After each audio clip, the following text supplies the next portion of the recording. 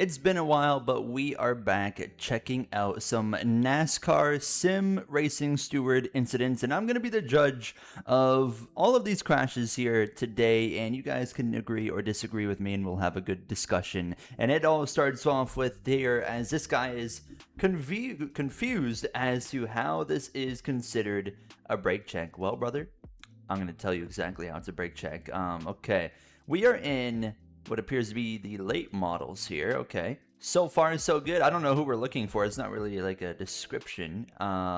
This is his onboard. Oh, this is your onboard. You just got wrecked. All right. Okay. Let's see the. I'm assuming we got the other guys on board. And they just drove right to the back of you. Do we have a better view? Okay, we got. Do we have just like a behind view? No. Okay. That's not a brake check, brother. I mean. Are you going slower? Of course, but to me, I mean, if we go back to your onboard here, you're behind this number 8 car, and you take a little bit of a shallow entry, like right here into the corner compared to the guy in front of you and compared to the guy behind you. So the guy behind you absolutely needs to be aware. I mean, it's common sense for the guy behind you to know that you're going to have to lift much more than he's going to have to lift his, of course, off the throttle, because he's got a way better entry. So he should be able to... actually, of course, lift off more and be prepared for that. Did you hit the apron here as well? Let's see. No, he didn't. Okay, so yeah, that's 100% on him, because you go back to his onboard here. I wish it started just a tad bit earlier, but still, I mean, you have this shallow entry. You're going to have to lift more than he's going to have to lift. And he just drives straight into the back of you. He says you brake checked him. Obviously not. It seemed like more like just a poor excuse of him really wanting you to be out of his way. Am I really to blame for this? You are the Jeff Gordon car. Okay, so it looks like Arca cars at Charlotte, and you're the Jeff Gordon car. So I'm going to guess, is it the white car we're having beef with? Maybe, maybe not. Okay, nothing. Okay, nothing is even happening here. Wait and see. Let's skip ahead. Still nothing. Still nothing going on here. This is just good hard racing. My man, we got to cut to the action, brother.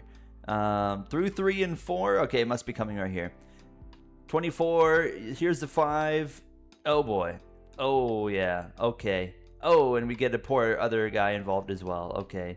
Well, this is an interesting one, because if I'm the Jeff Gordon car here, let's go right about here. Let's pause here.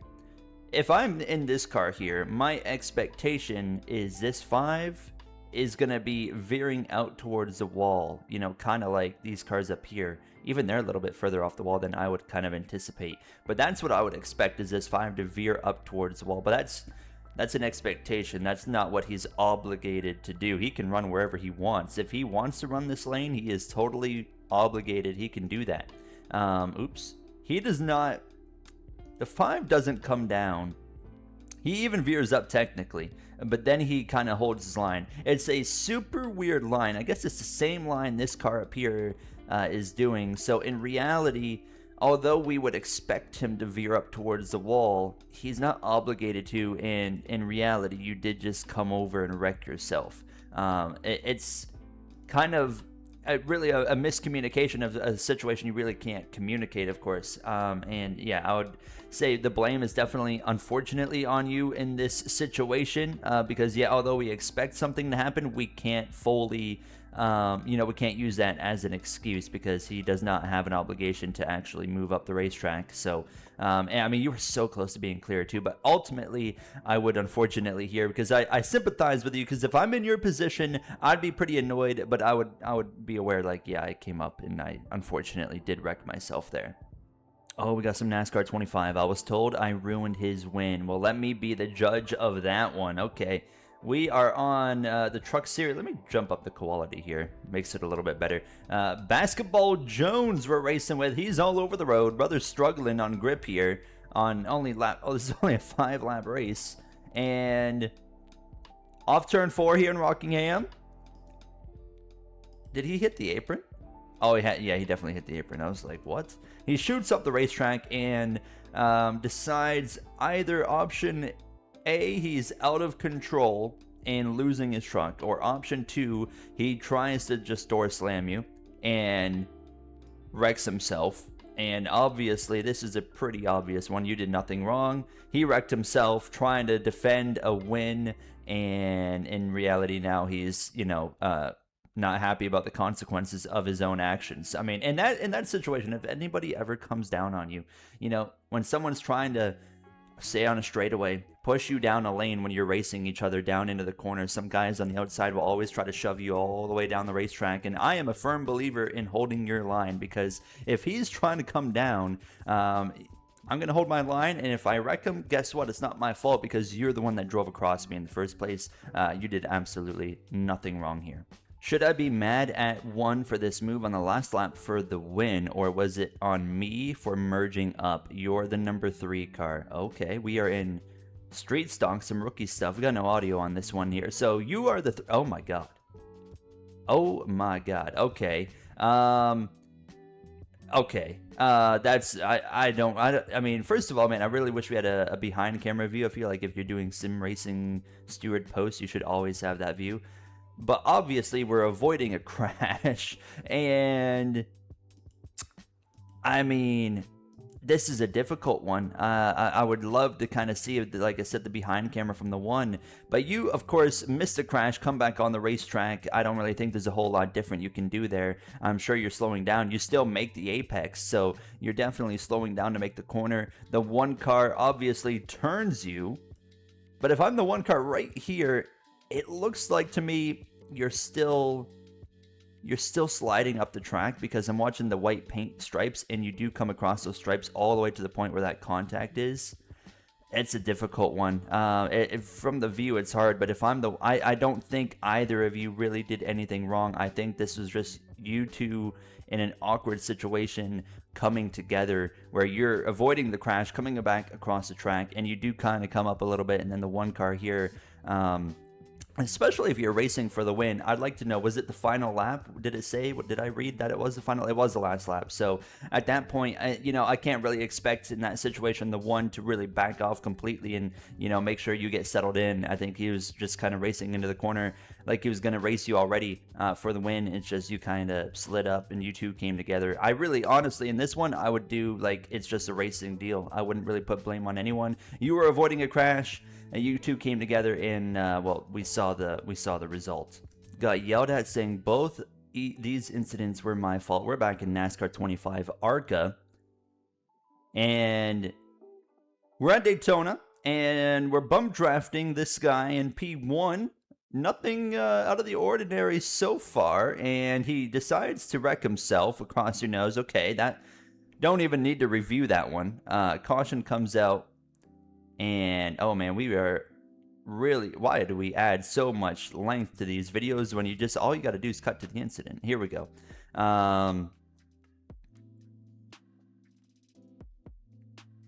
That guy does not know how to drive. To put it pretty bluntly. I mean, you were here. He's trying to block. He's trying to cover you off.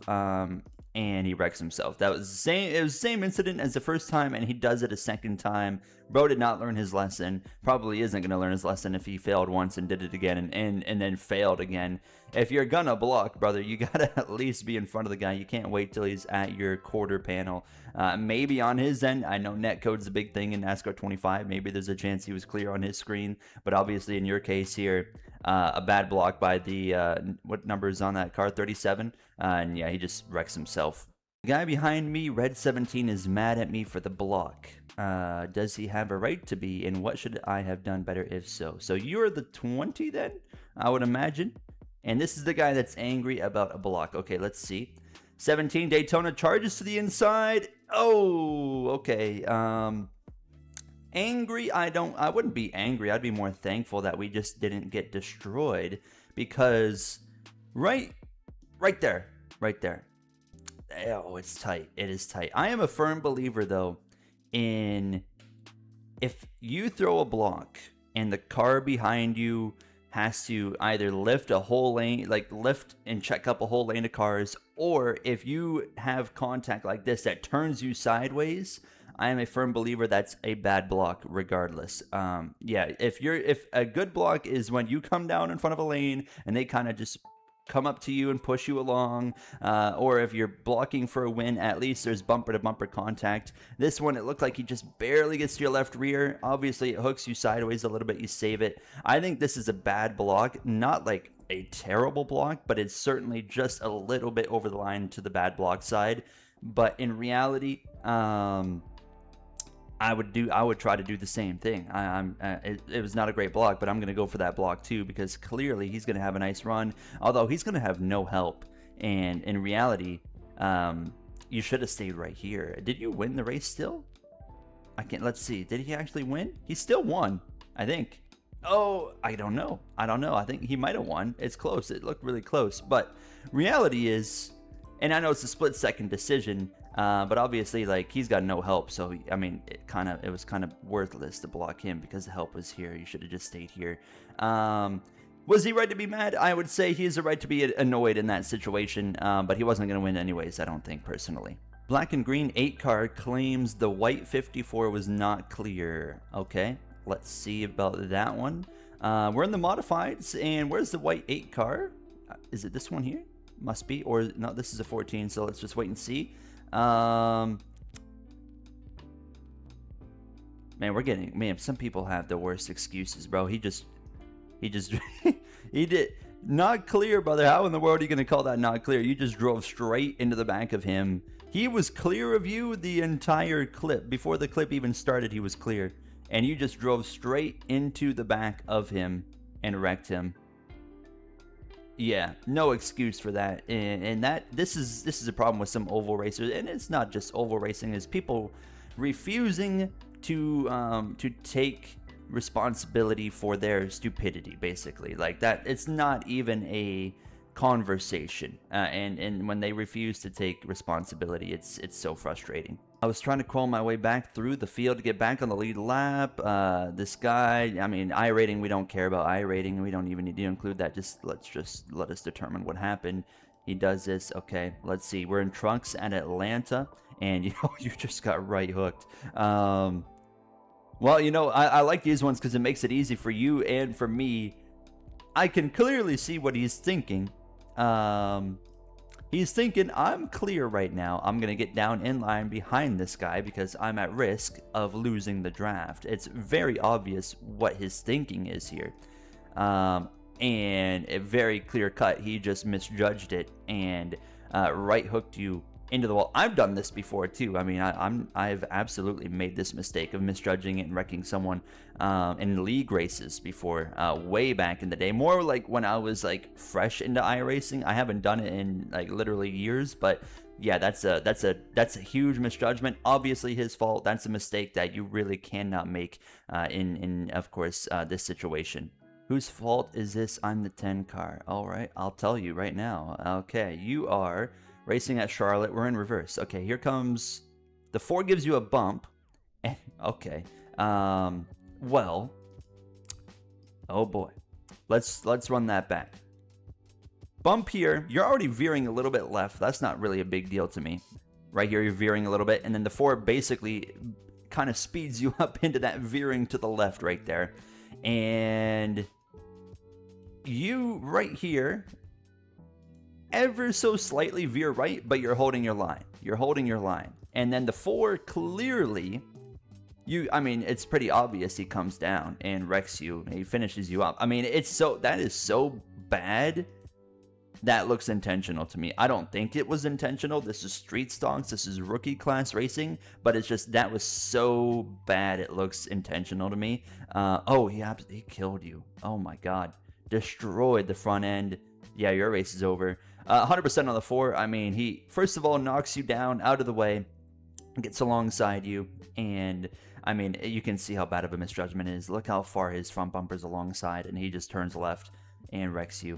And what always grinds my gears, man, is when people do something silly. I don't care what level it's in, rookie or, the top of the top is when, and it even happens in real life NASCAR, when someone does something stupid, most of the time they come out of it clean while there's like 2 or 3 victims of their chaos in the background.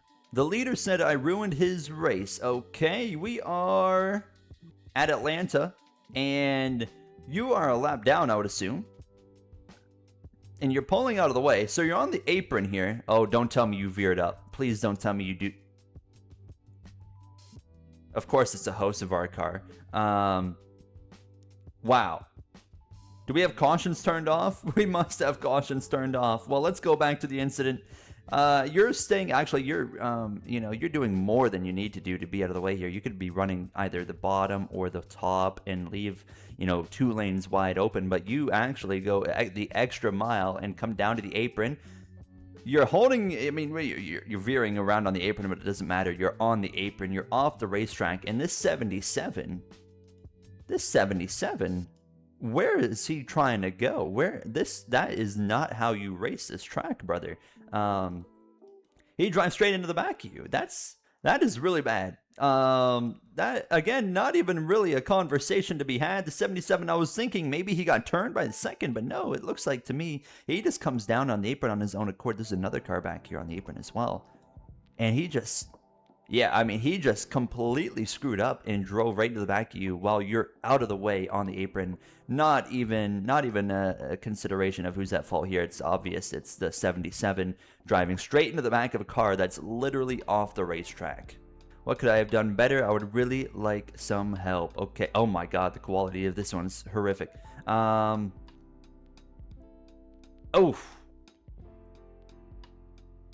I would say personally, let's take another look. Obviously, they're crashing right here. Whatever. We got this guy coming back up the racetrack. This guy's off the pace. What I'm seeing here is a lack of patience, honestly.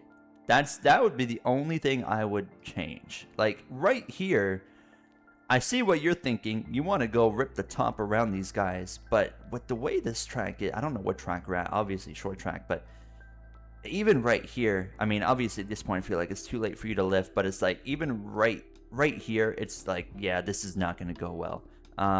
You can see it's not going to go well pretty early on, and it leads into this crash. What I would do is right about here, when this guy starts coming up, I'm like, okay, I myself now at this point after sim racing for as long as I have, 9 out of 10 times this is going to go bad. I'm going to lift, and I'm going to be a bit more patient and survive another lap, because lifting to not gain 2 positions and risk getting wiped out like you did is much better than the actual result of getting wiped out. I'm going to lift, and maybe I'll give up this spot here, but at least I'm not going to get involved in this. Yeah, it's just a tight situation right there. Hard racing. I think this guy gets bumped from behind, which kind of, yeah, it looks like it ignites that second crash, but even then, this guy was coming up so far that this was just never going to work. So I would have said right here, again, lift and just be a bit more patient, wait another lap, and let things come to you a bit more.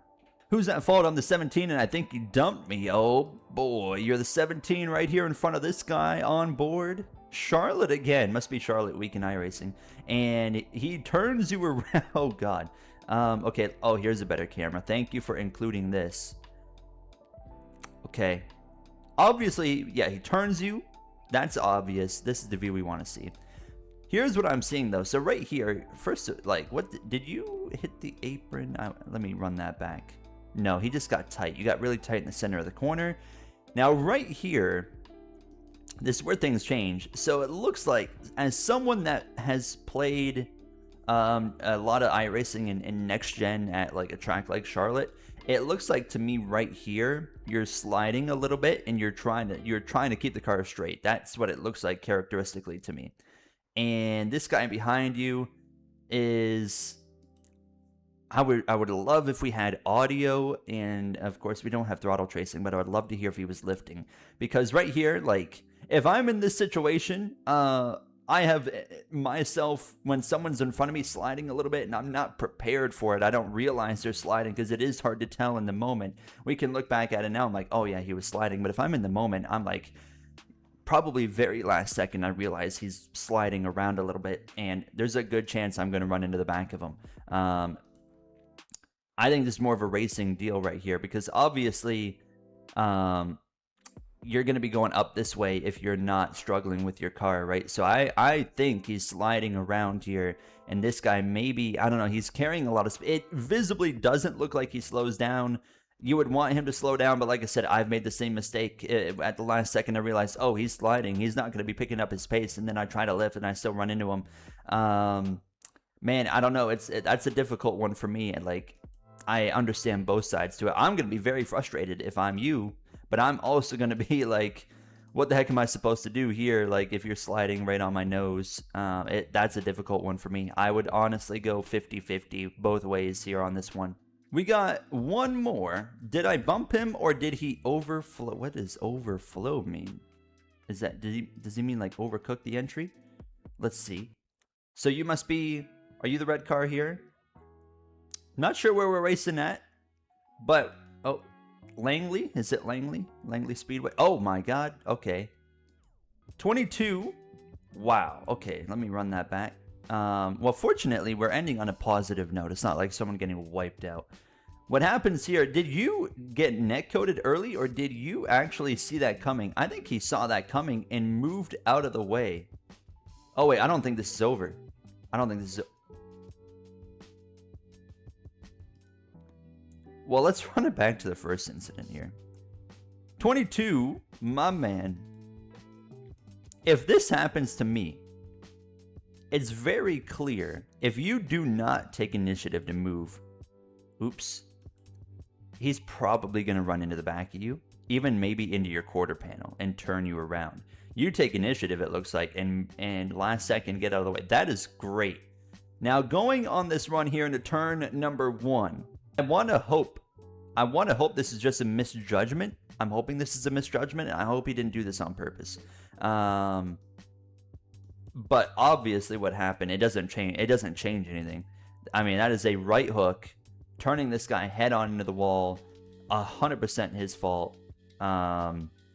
What I would have done, in my opinion, what he should have done is, it was fully within his right as an oval racer. I would have 100% knocked this guy out of the way in the next corner. Absolutely. You make this move here on me, where you're gonna get wrecked if you don't move out of the way here.